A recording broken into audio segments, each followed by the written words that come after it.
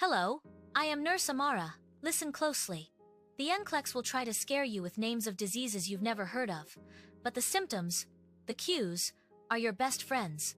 The symptoms tell you which ingredient is missing and what action to take. 1. Treat the symptom, not the name. If the test says a patient has Zollinger-Ellison syndrome, a rare condition, and they are vomiting and have low blood pressure, you don't need to know what the syndrome is. The symptom, vomiting plus low BP, equals dehydration divided by shock.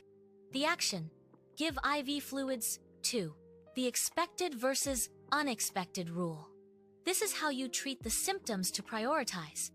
If a patient has a broken leg, you expect pain. Pain is a symptom, but it's not a priority.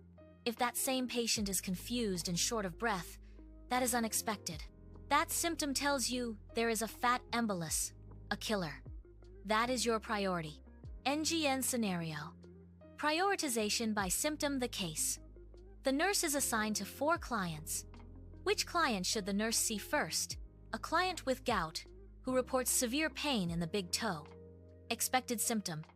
A client with pneumonia, who has a cough and a temperature of 101.5 degrees Fahrenheit.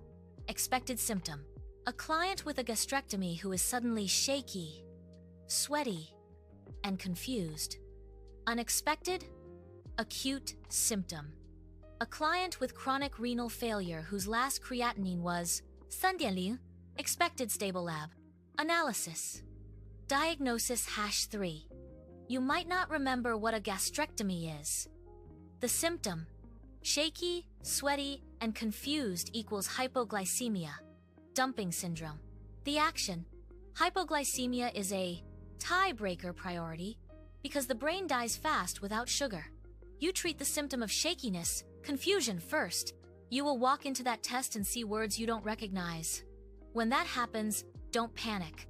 Look at the symptoms. Are they breathing? Is their heart beating? Are they conscious? You may have taken the NCLEX before, so you know it tries to trick you with big words. This time, look past the big words and look at the cues. If the symptom is unstable, that's your answer. Goodbye for now. Stop trying to know everything and start practicing your symptom logic. I'll see you in our next lesson.